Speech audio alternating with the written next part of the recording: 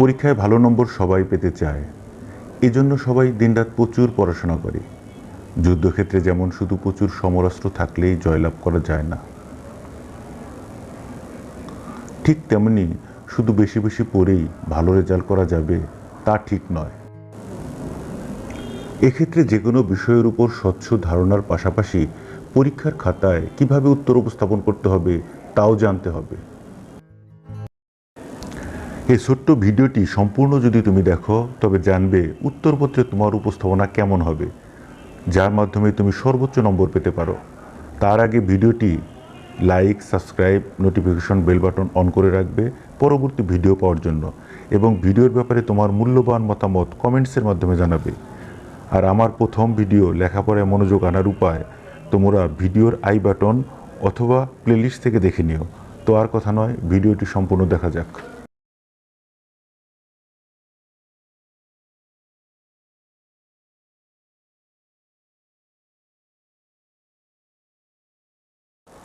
পরিকল্পনা করা। পৃথিবীর 98% মানুষ সফল হয়েছে পরিকল্পিত জীবনযাপনের মাধ্যমে। তোমাকেও প্রথমেই সামগ্রিক পাঠ নিয়ে একটি পরিকল্পনা করতে হবে। পরিষ্কার হাতের লেখা। হাতের লেখা অসাধারণ সুন্দর হতে হবে এমন কোনো কথা নেই, তবে পরিষ্কার হতে হবে। সুস্পষ্ট লেখা পরীক্ষার্থী সম্পর্কে একটা ইতিবাচক ধারণা তৈরি করে। কাটাছেঁড়া কম করার চেষ্টা করতে হবে, কাটা গেলে এক টান দিয়ে কেটে দিতে হবে। সময় ভাগ করে কাজ করা। 6টা প্রশ্নের জন্য 3 ঘন্টা থাকলে অবশ্যই ঘড়ি ধরে মাথাপিছু 25 থেকে 28 মিনিট ধরে লিখতে হবে। পরীক্ষার হলে ডিজিটাল ঘড়ি ব্যবহার করতে হবে, যাতে নিখুঁতভাবে সময়ের হিসেব থাকে।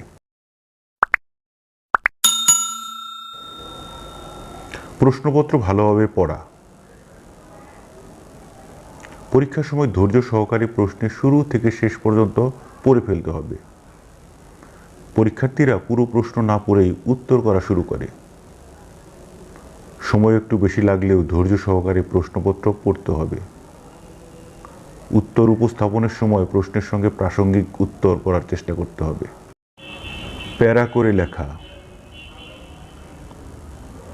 উত্তরপত্রে লেখা উপস্থাপনের ক্ষেত্রে আরেকটি দিক খেয়াল রেখে উত্তর করতে হবে, তা হলো প্যারা করে লেখা। এভাবে লিখলে উপস্থাপিত তথ্য ভালোভাবে শিক্ষকের চোখে পড়ে। সহজ প্রশ্নের উত্তর সব আগে। যেটা ভালো পারা যাবে সেটার উত্তর আগে করতে হবে। জটিল প্রশ্নের উত্তর আগে দিতে গিয়ে সময় নষ্ট করা যাবে না। যে প্রশ্নের উত্তর ভালোভাবে পারা যাবে এর উত্তর আগে দিতে হবে। আত্মবিশ্বাস। পরীক্ষার হলে সবথেকে গুরুত্বপূর্ণ যে বিষয়টি তা হলো আত্মবিশ্বাস। আগে তুমি যা যা পড়েছো তা সঠিকভাবে খাতায় উপস্থাপন করে আসাটাই মাথায় রাখতে হবে, শুধু আর কিছু নয়। পরীক্ষার হলে প্রশ্ন দেখে ঘাবড়ে যাওয়া যাবে না, আত্মবিশ্বাস রাখতে হবে।